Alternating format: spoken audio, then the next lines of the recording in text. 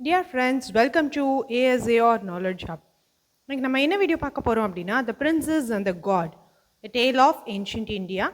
It is retold by Aaron Shepard. So இந்த story வந்து நம்ம ஆல்ரெடி கேள்விப்பட்டிருப்போம். The Princess and the God, அதாவது சத்யவான் சாவித்ரி அவங்களுடைய கதை. இது மகாபாரதத்தில் ஒரு பகுதியாகவே இருக்குது.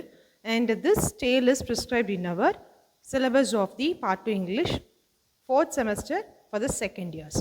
Now let us see the essay. Essay மூலமாகவே அப்படியே உங்களுக்கு அந்த ஸ்டோரி வந்து நான் உங்களுக்கு சொல்லிகிட்டே இருக்கிறேன். First of all, let us move to the introduction. The Princess and the God is the story of the Princess Savitri.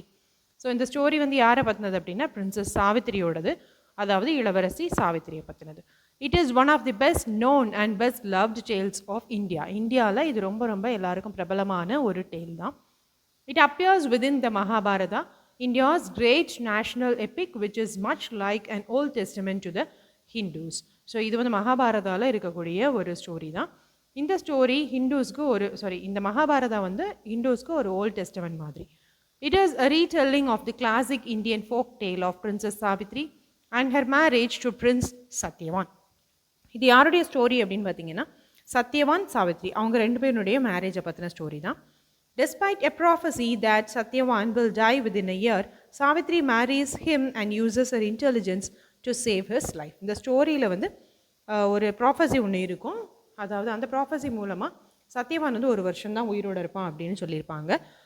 ஆனால் சாவித்ரி தன்னுடைய அறிவாளித்தனம், தன்னுடைய வீச்சை யூஸ் பண்ணி என்ன பண்ணுவார் அப்படின்னா யமதர்மராஜாக்கிட்ட இருந்தே தன்னுடைய ஹஸ்பண்டுடைய உயிரை மறுபடியும் வாங்கிடுவா. ஸோ இதுதான் அந்த கதை, மொத்த கதையும். அது எப்படி அப்படிங்கிறத ஹோல் எஸ்ஸேல நம்ம பார்க்கலாம்.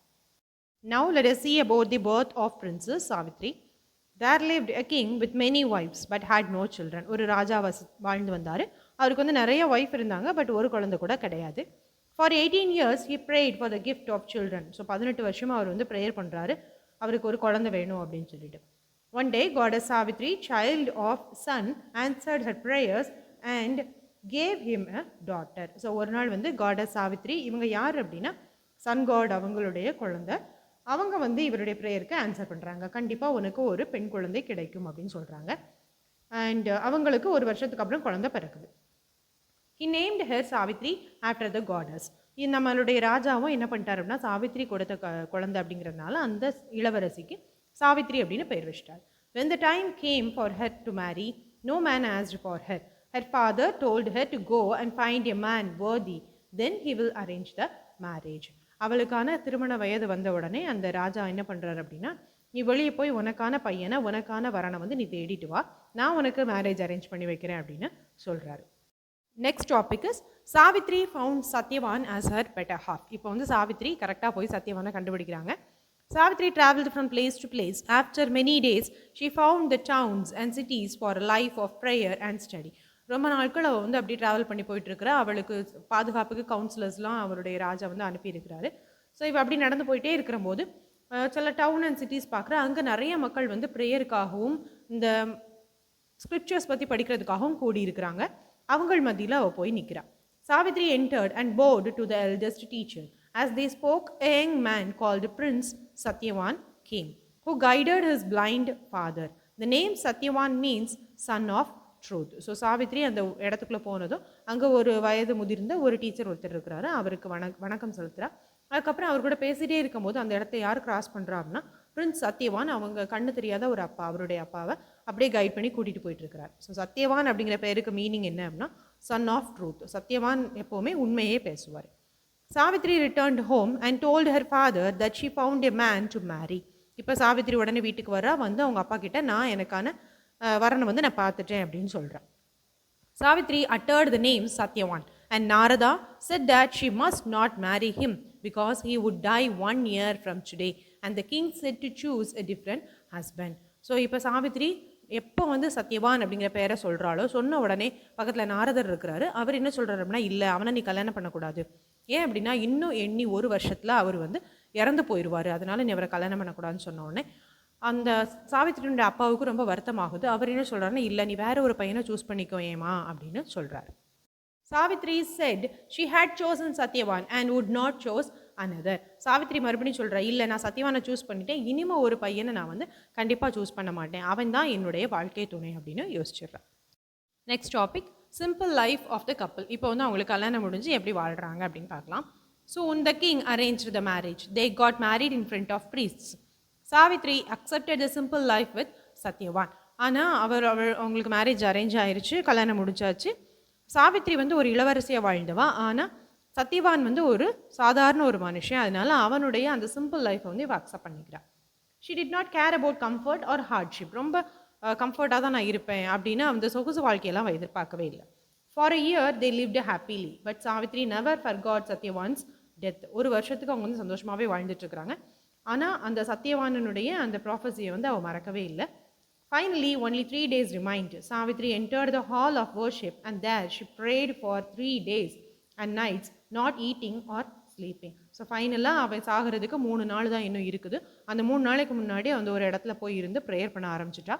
அந்த 3 நாளும் அவன் வந்து காலை பகல் இரவுன்னு பார்க்காம சாப்பாடு இல்லை, தூங்கவும் இல்லை, அப்படி 3 நாளாக தொடர்ந்து அவன் வந்து உட்காந்து ப்ரேயர் பண்ணிகிட்டே இருக்கிறான். Next topic Satyavan's last breath. On the first wedding anniversary day, Satyavan went to the forest with an axe on his shoulder. Savitri also accompanied him. So ஒரு வருஷம் ஆயிடுச்சு. ஸோ வெட்டிங் ஆனிவர்சரி டே வந்துருச்சு. இந்த நாள் தான் அவன் வந்து இறந்து போக போகிறான். அதனால சத்யவான் வந்து அது தெரியாத அவனுக்கு அவன் ஒரு கோடாரை தூக்கிட்டு அப்படியே ஃபாரஸ்ட் நோக்கி போயிட்டு இருக்கிறான். சாவித்ரி அவன் கூடவே போகிறான். They walked over hills. While Savitri rested, Satyavan chopped firewood from a fallen tree. So 2 பேரும் சேர்ந்து அப்படியே மலை குஞ்சுகள் போல அப்படியே நடந்து போயிட்டே இருக்கிறாங்க. சாவித்ரி வந்து ரெஸ்ட் எடுத்துகிட்டு இருக்கும்போது சத்யவான் வந்து அப்படியே ஃபயர்வுட் விறகு கட்டைகள் எல்லாம் சேர்த்துக்கிட்டு இருக்கிறான். Suddenly he dropped his axe and said that his head was ஏக்கிங். திடீர்னு அவன் என்ன பண்ணிட்டான்னா கொடாரையை கீழே போட்டுட்டு எனக்கு தலைலாம் ரொம்ப வலிக்குது அப்படின்னு சொல்கிறான். Savitri rushed to him. He said that his body was burning.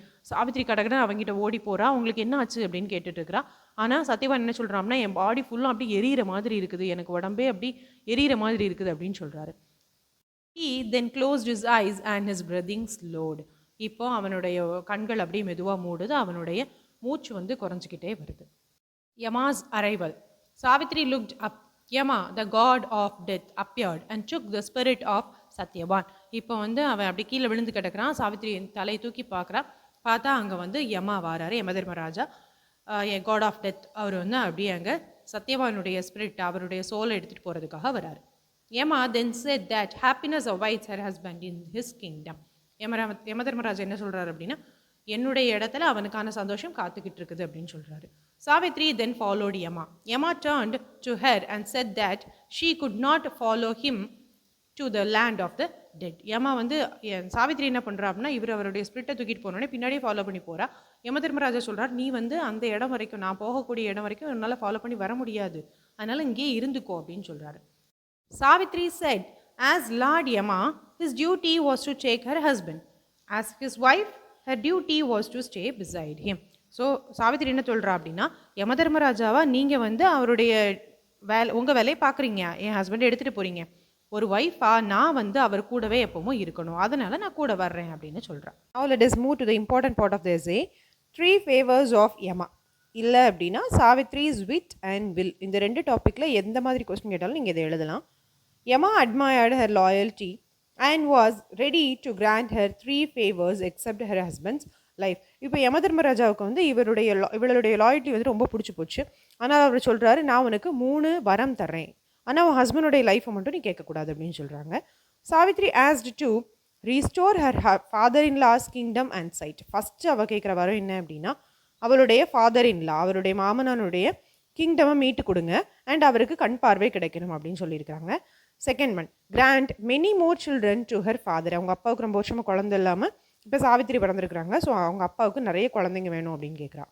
Third one, grant her many children and let them be children of Satyavan. எனக்கு நிறைய குழந்தைங்க கொடுங்க, அதுவும் சத்யவானுடைய குழந்தைங்களாக இருக்கணும் அப்படின்னு 3வது வரத்தில் அவளுடைய பாயிண்ட்டை வந்து வச்சிட்டா. He offered the first 2 favors, but for the third one, Yama could not grant it without releasing Satyavan and said that her wish was as strong as her will. இப்போ அவர் என்ன சொல்கிறார் அப்படின்னா ஃபர்ஸ்ட் 2 வரத்தையும் உடனே கொடுத்துட்டாரு, ஆனால் 3வது வரம் கொடுக்கணும் அப்படின்னா கண்டிப்பாக சத்யவான் அதுக்கு இருக்கணும். அதனால் அவர் வந்து சாவித்ரி கிட்ட சொல்கிறாரு உன்னுடைய விட், அதாவது உன்னுடைய அறிவாளித்தனம் வந்து உன்னுடைய மனதைரியம் மாதிரியே ரொம்ப ஸ்ட்ராங்காக இருக்குது அப்படின்னு சொல்கிறாரு. Yama then released the spirit of Satyavan and the spirit flew north. he said that Savitri had won her husband's life. இப்போ யமதர்மராஜா அந்த ஸ்பிரிட்டை வந்து விட்டுறாரு. இப்போ சத்யவானுடைய ஸ்பிரிட் நேரே பறந்து போய் அவனுடைய பாடி கூட சேர போகுது. சாவித்ரி கிட்ட சொல்கிறாரு, நீ உண்மையிலே உன்னுடைய ஹஸ்பண்டோடைய வாழ்க்கையை மீட்டு எடுத்துட்ட அப்படின்னு சொல்கிறாரு. Now let us conclude the essay. Savitri then reached Satyavan and saw him alive. இப்போ சாவித்ரி நேரே ஓடி போய் சத்யவானை பார்க்குறா, அவன் வந்து உயிரோடு இருக்கிறான். She was very happy about it. They returned home and saw her father with too many children. இப்போ நேரே வீட்டுக்கு போகிறாங்க. அவனுக்கு வந்து உயிர் வந்துருச்சுங்கிறது ரொம்ப சந்தோஷம். இப்போ வீட்டுக்கு போகிறாங்க. அங்கே பார்த்தா அவங்க அப்பாவுக்கு நிறைய குழந்தைங்க இருக்கிறாங்க. Satyavan's father regained both his sight and kingdom. இப்போ சத்யவானுடைய அப்பாவுக்கும் அங்கே அவருடைய கிங்டம் திரும்பவும் கிடச்சிருச்சு, பார்வை கிடச்சிருச்சு. Satyavan became king and Savitri became his queen. They lived long and happily, blessed with many children. Satyavan வந்து ராஜாவாயிட்டாரு. சத்யவானுடைய ஒய்ஃபான சாவித்ரியும் குயின் ஆயிட்டாங்க. அவங்களுக்கு நிறைய குழந்தைங்க இருக்கிறாங்க, ரொம்ப சந்தோஷமாக வாழ்கிறாங்க. The story explores themes of devotion, spiritual love, faith, perseverance and the union of the mortal and the divine. Yamadharmaraja Savitri கேட்ட அத்தனை வரங்களையும் அவருக்கு வந்து கொடுத்துட்டாரு.